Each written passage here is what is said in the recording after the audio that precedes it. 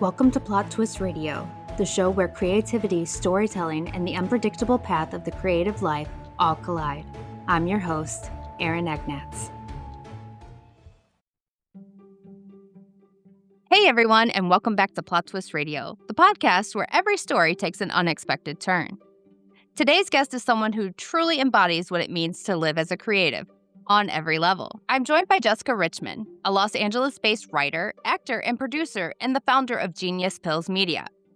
With over 15 years in independent production, Jessica has built a career that blends storytelling, collaboration, and a deep understanding of the creative process, not just as an art, but as a rhythm. In this episode, we dive into what it really means to create in today's world, from breaking into acting and filmmaking to navigating the realities of Hollywood, to building your own opportunities when the gatekeepers say no. We also talk about something I loved, her concept that storytelling has a rhythm, and how learning to tap into that rhythm can completely change the way you create. This is a conversation about creativity, resilience, and finding your voice, even when the path isn't clear. So whether you're a writer, a filmmaker, or just someone chasing a dream, this episode is for you. Hi, Jessica. Can you introduce yourself to the audience for us? Absolutely. My name is Jessica Richmond. People do call me J Rich because I asked them to. I am from and based in the City of Angels, Los Angeles. But what I do depends on the day. I am a WAP out here in Hollywood. That means a writer, actor, producer. But Genius Pills Media is my company, which I founded 4 years ago based on years of independent producing work. And so that's what I mostly do. Genius Pills. I take them, I'm on them, I make them. Love it. I love it. So like you said, you wear lots of hats, the writer, director, actor, producer. What originally pulled you into storytelling? The theater. I was going to a small space called Stage Door Theater in Agora Hills as a child.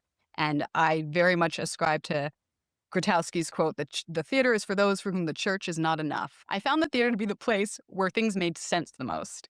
Understanding the community work of getting a story to be told was exciting to me.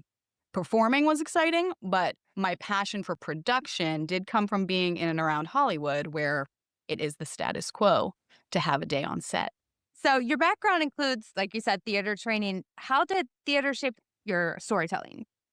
At Edinburgh Fringe Festival, I was very lucky to go with my Agora High School troupe, and I got to experience John Oliver doing like a one-man show before his show happened.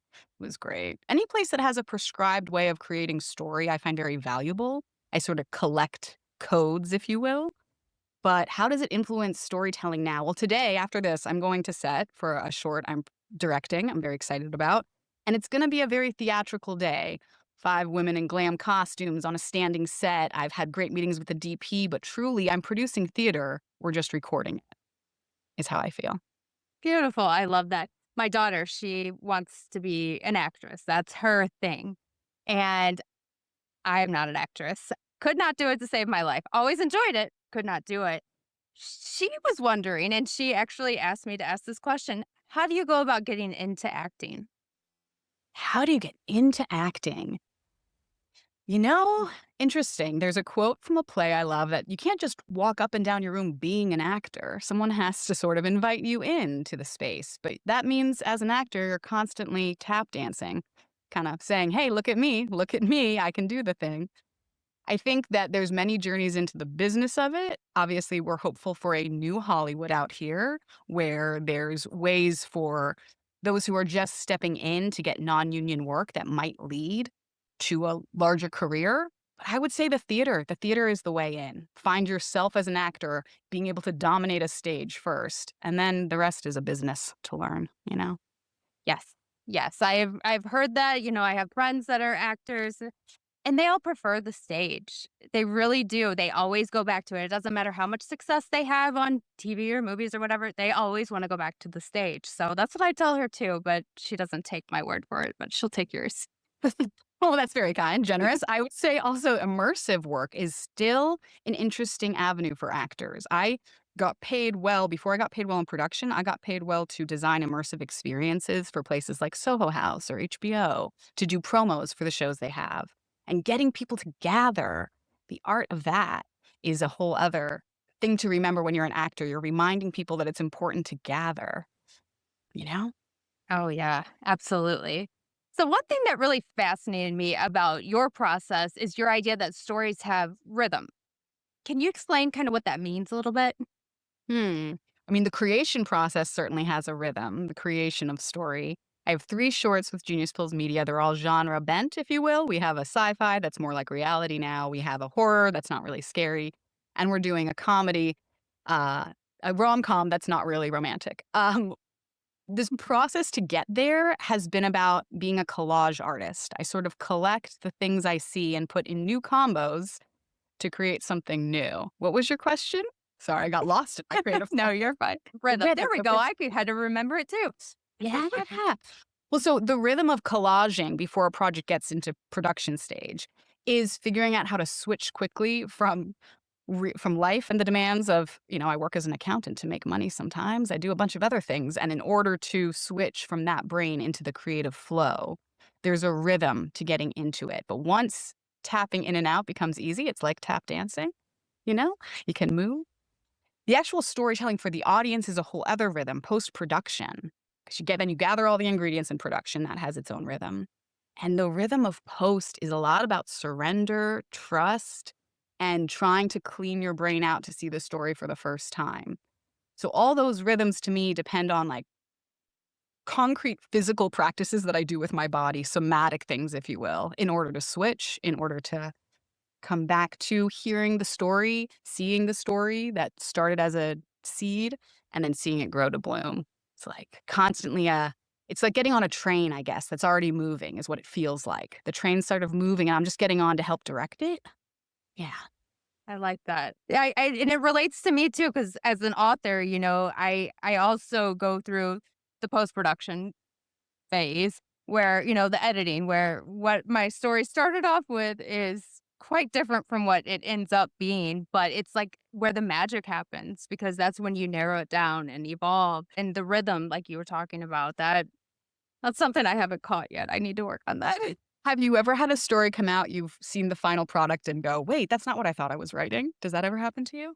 Almost every time, especially with my fantasy series, The Jade and Night, because I was kind of going in as like a comedy and then it turned completely into a fantasy and the rest is history. Yeah.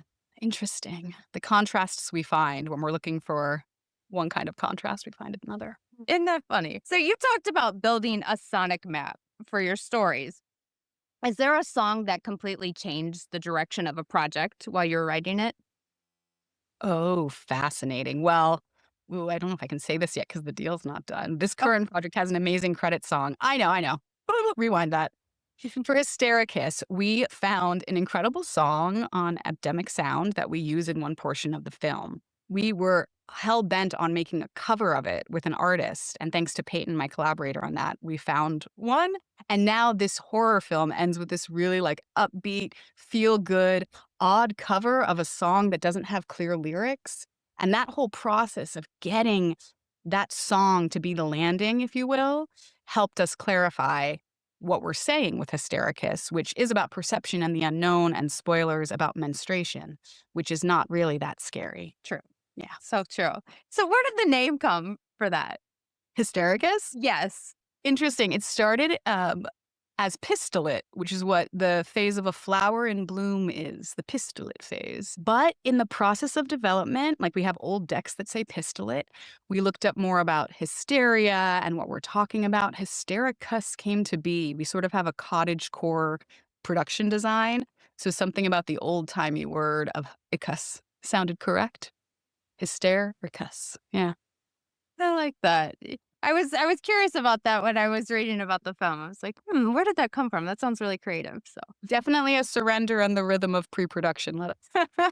So what is the writing process like for you when you start a project? I think I start visually primarily. So I work with images on like a slides deck and I create the worlds I'm looking to build. Sometimes I start writing certain lines of dialogue. I'm not an outliner. And I will admit, unlike you, I have not written books. I have not written blogs. So the degree at which writing plays into my life is usually for the stage or screen or to support copywriting for podcast news or things or marketing. So my writing process for film and television scripts has to do with a very clear concept, usually some very clear characters and very clear visuals of what the world is going to look like. By the time I get to like Final Draft, which is the software program that helps you write scripts in proper formatting, I usually have a version or two in some other document forms, and I'm copy and pasting. Only once or twice have I ever approached a blank page and fully written something. And at that point, I don't know, I'm fully channeling the creative flow at that point. I don't feel like I chose to do it. Gotcha.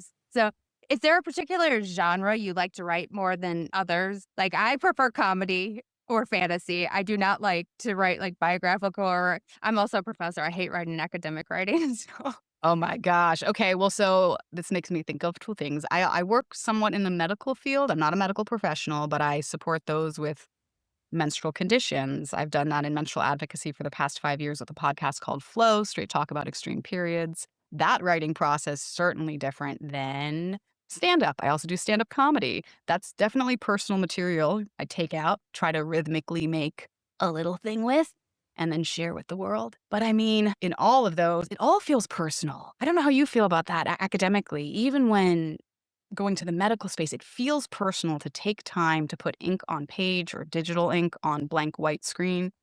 It feels like I'm giving my life up a little bit to the process. So it's incredibly personal to me. I don't know.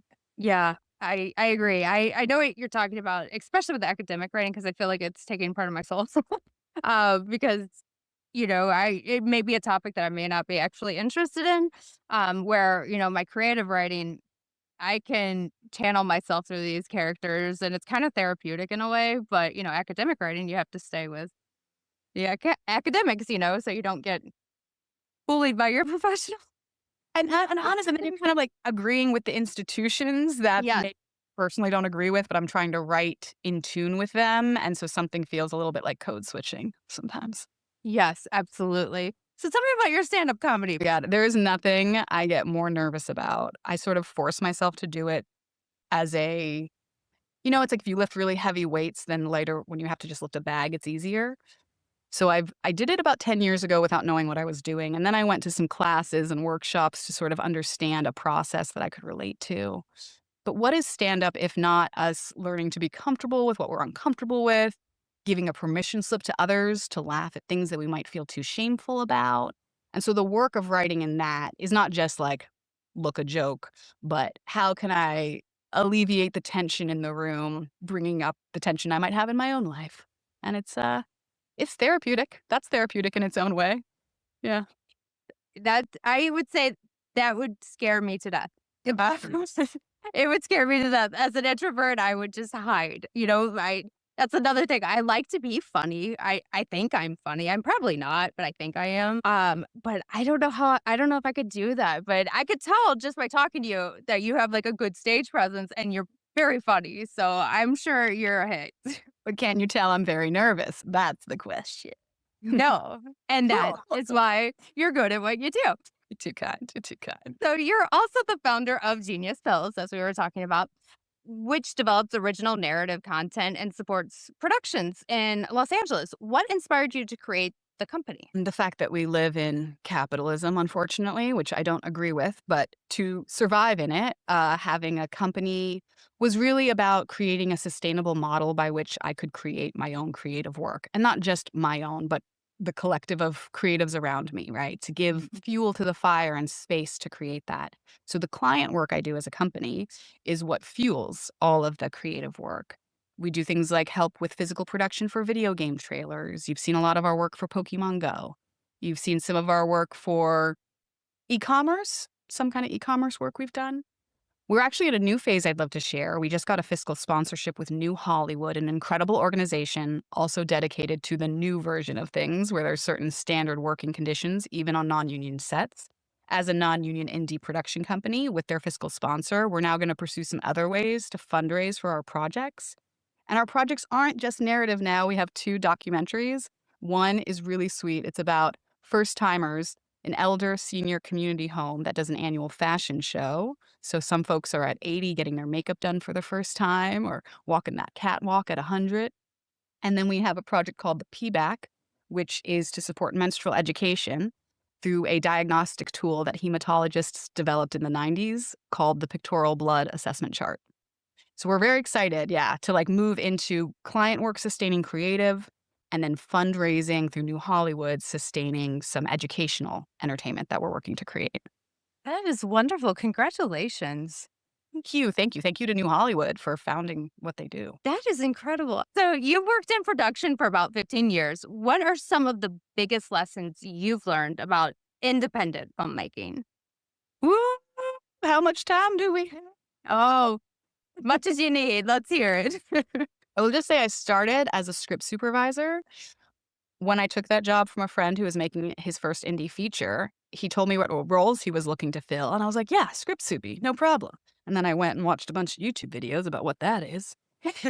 Good news is it was sort of my film school. A script supervisor is responsible for observing every element of action on set, noting everything that's going on screen for the audience, and is a department of one. So what I learned also is how to somatically care for myself in long hours, sometimes overnight sets, but how to really notice how the flow of set has a rhythm. So then when I've stepped into more leadership roles, unit production manager, line producer, director, I've been able to understand way more of the collective teamwork than if I had just been a creative entering storytelling as a director. I think I'm really grateful for the lessons that are available in indie and sometimes not available in union. Listen, bless the unions. I'm for the unions. I'm for the strikes. But I also know the value of independent work going on. So, for creators trying to break into film or digital media today, what advice would you give? The same thing I've been told, which is to just do it, to just figure out a way to do it, to remember that the gatekeepers are not the only way into action, and to find your people, of course, to find the people who can help you do it, to not try to do everything on your own. I think the pitfalls I've had in my career was I started off doing a lot more and slowly realized how valuable it is to trust the other departments, to fully have creative space, and to be there as sort of like the center of a wheel, to connect and turn to each department and just stand there to dispatch. So as a full creative, if you have your own vision, your own story, to make sure that you are a clear communicator to every person who is going to join you so that you can clarify that vision so they are empowered to hold it without you. That's the biggest tool I have. Are there certain myths or about the filming industry that you can say, nope, they're not real? Or are there some that people are like, oh, this is actually real, Trying to think of archetypes, like the hair and makeup team is always there to help support talent too. Like that's the arc. They're chatting with talent. They know the most of what's going on in that way. Really? Sometimes it's been perceived that the executive producer is the one in charge. Very rarely have I been on a set where the executive producer is running things. There are so many other people who are actually leading the charge. And sometimes it's one of the actors who's truly making the decisions of how the tonality is going to be. You can see how their performance goes. It's changing things. Sometimes it's the production design that's going to design the film, that's going to end up making it what it is. So who's really, when I say in charge, like in the lead of the creative vision, it's not just if you have the title, it's what you contribute to the piece. Yeah, I could see that. That's very interesting. You don't really think about a lot of those when you're thinking about who's running the show, but it makes sense. I mean, they're the ones behind the scenes that do all the work. So. Right? And then for television, you do have the showrunners who are logistically handling, bringing the idea into time and space and all the dates. And the creative is actually going to appear. Then you have the line producer who's stereotypically making sure everything's on budget and fits that. And again, the communication between everyone. I think the stereotype is that the communication can be really poor, unfortunately. And what we try to do with our sets at Genius Pills is make sure that we're as non-hierarchical as possible and that communication is clean. And then the rest is magic. That's important. That's important. As they always say, communication is key. So, I mean, I've seen great companies work like crap, honestly, because no one can communicate with each other and it ends up failing. And I've seen small little independent places thrive because they can communicate. So that makes sense. How much ego work goes into being done before communication can be clear? We're all growing all the time. Couple more questions. So, if your life had a soundtrack, what song would represent this chapter of your career? Sophie Hunter's Fight. Ooh, Yeah. Sophie Hunter is a great artist working right now. Big fan. Fight song, man. It's a fight song of sorts. And it's bombastic. I always felt like going into comedy is always a little bombastic, the same way rapping is. Quiet secret, I have a rap song that came out like 12 years ago that was a wild sidetrack plot twist of my life too.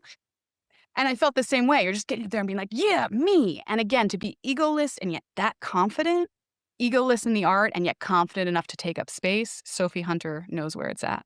Would love that to play. Yeah. love What's that. yours? What's your song? It depends on the day, but I would say right now, probably Rio by Duran Duran, just because and not in the same way that they mean it. More like the music video. I'm getting on a ship and I'm going somewhere and everybody could just leave me alone. That's where I'm at. God, I wish this for you. I wish this for you. Great.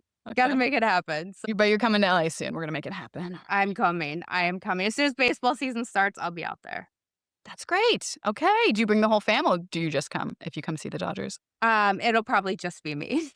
Dick. Okay. Maybe my daughter. She likes that kind of stuff. The guys, I have 2 sons and a husband. They don't like to travel at all. But my daughter's like, let's go. Let's do it. Come on. Let's go. So You have 3 kids? I have 3. Rock and Yeah. roll. Rock and roll. Yeah. That's why I'm always tired. But they're getting older now. So it's easier.